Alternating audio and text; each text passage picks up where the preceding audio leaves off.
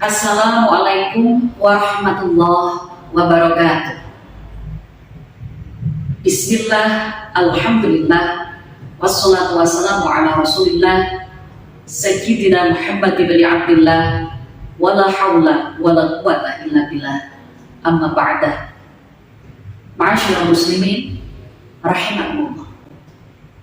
Alhamdulillah, marilah kita menghaturkan syukur atas nikmatnya umur dan sehat walafiat.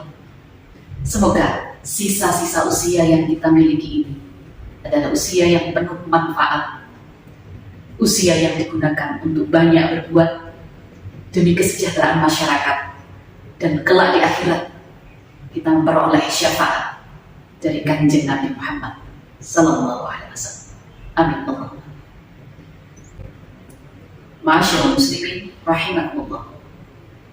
Di dalam kitab Bidayatul Hidayah karangan Imam Al-Ghazali disebutkan bahwa ada 3 sifat yang dimana dari sifat ini menimbulkan kebinasaan bagi dunia, bagi diri sendiri, dan lingkungan yang sangat luas.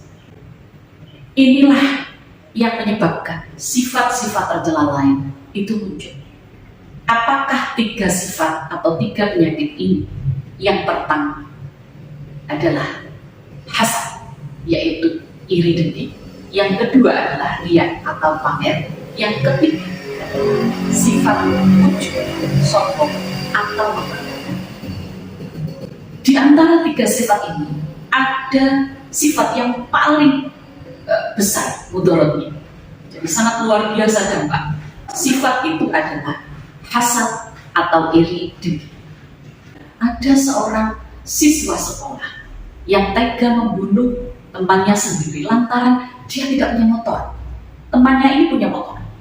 Dia iri karena punya motor tersebut sehingga dia ingin merebutnya dengan cara membunuhnya.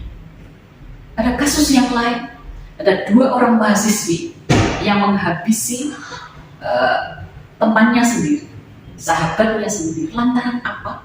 Sahabatnya ini sangat cantik.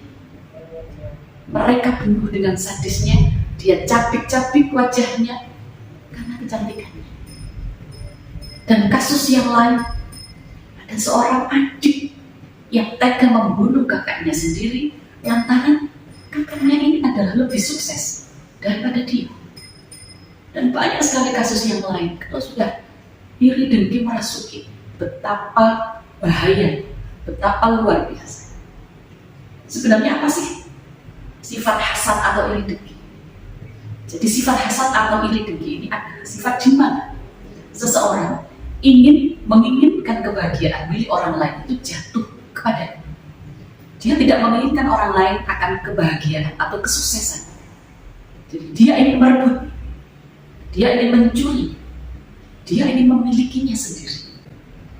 Nah, apa saja dampaknya dalam kehidupan kita sehari-hari? Yang pertama adalah orang yang bersifat iri hati itu biasanya tidak bersyukur pada Allah Subhanahu wa Ta'ala. Jadi itu termasuk dampak sekaligus ciri. Tidak mensyukuri nikmat Allah. Dia merasa kurang dan menganggap kehidupan orang lain selalu lebih baik daripada kehidupan. Hidupnya itu menderita, sengsara. Kenapa? Karena dia selalu memikirkan kenikmatan yang diperoleh orang lain, tapi tidak pernah bersyukur, berpikir akan nikmat yang diberikan Allah kepadanya. Sehingga hidupnya akan selalu diliputi rasanya tidak tenang, tidak senang, dan penuh dengan kebencian. Yang ketiga, orang yang mempunyai sifat hasad atau iri dengki ini biasa akan melakukan sifat yang lain seperti ghibah. Dan dia akan membicarakan aib orang lain, orang yang dia benci tersebut. Dia selalu menjelek-jelekan, bahkan mencari-cari kesalahan, melakukan tajasus. Karena dia iri. Lalu yang lebih parah lagi, dia melakukan fitnah. Ya. Kenapa? Agar kenikmatan orang itu juga akan hilang, ya, berpaling daripada orang tersebut. Yang berikutnya adalah bahwa perilaku dengki ini, iri hati ini, menyebabkan perpecahan, permusuhan yang dalam jangka waktu yang lama. Ini dampaknya luar biasa. Jadi akan menyebabkan ikatan persaudaraan, ikatan pertemanan ini akan luntur atau bahkan pecah.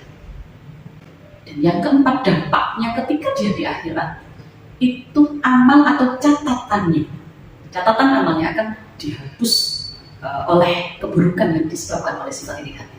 Sebagaimana sabda Nabi Muhammad SAW, iyyakum wal hasanat ya'kulu al hasanat kama ya'kulu an-nar al hatabat. Jauhilah hasad ini, iri dengki ini. Karena apa? Karena iri dengki itu memakan pahala kebaikan, sebagaimana api memakan kayu. Nah, bagaimanakah cara mengatasinya?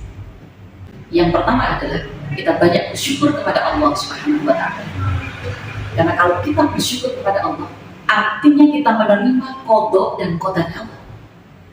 Ya, orang yang iri hati itu pada hakikatnya tidak mau menerima qada dan qadarnya Allah, bahwa kenikmatan, kebahagiaan, rezeki, kecantikan dan seterusnya itu sudah ketentuan dari Allah Subhanahu wa Ta'ala.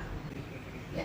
Semakin kita bersyukur kepada Allah, maka nikmat Allah juga akan diberikan kepada kita. Yang kedua, berhentilah membandingkan hidupmu dengan hidup orang lain. Stop, hentikan saat ini juga. Sebab manusia itu ada kelebihan dan ada kekurangan. Tidak mungkin manusia itu akan sempurna itu, pasti ada kekurangan. Dan Allah sudah memberikan yang terbaik kepada kita semua, baik itu yang melekat pada diri kita maupun pada orang lain, pada teman kita, pada saudara kita. Itu semuanya sudah terbaik. Jadi tidak perlu kemudian kita merasa bahwa rumput tetangga itu lebih hijau daripada rumput di rumah kita. Karena urip itu sawang sinawang. Seolah-olah pada hakikatnya yang harus kita tanamkan pada diri kita adalah manusia tidak mungkin sempurna. Yang ketiga, ubahlah sikap iri itu menjadi sikap positif. Ketika para pemirsa itu iri dengan seseorang karena kesuksesannya, maka bagaimana itu melecut diri sahabat-sahabat untuk berbuat sebagaimana yang dilakukannya agar sukses juga dengan kesuksesan yang sama. Dan yang terakhir adalah kita berdoa kepada Allah. Kita berdoa kepada Allah semoga dijauhkan dari sifat iri hati ini dengan doa yang sudah diajarkan dalam Al-Quran. Bismillahirrahmanirrahim. Rabbana ighfir lana dzunubana wa li ikhwanina alladziina sabaquna bil iman wa la taj'al ghillan lil ladziina amanu rabbana innaka ra'ufur rahim. Ayat Shadaqallah. Ya Tuhan kami, ampunilah dosa-dosa kami, dosa saudara-saudara kami yang telah mendahului kami dengan iman, dan jangan jadikan hati kami ini dengki kepada saudara-saudara yang seiman dengan kami. Rabbana innaka ra'ufur rahim. Itu kita lakukan setiap kali sholat agar kita dijauhkan dari sifat-sifat iri hati, dengki dan seterusnya. Dan yang terakhir adalah selalu berprasangka baik terhadap Allah maupun terhadap sesama manusia. Masyaallah muslimin rahimahullah, saya kira itu yang bisa saya sampaikan. Ya, dan semoga bermanfaat.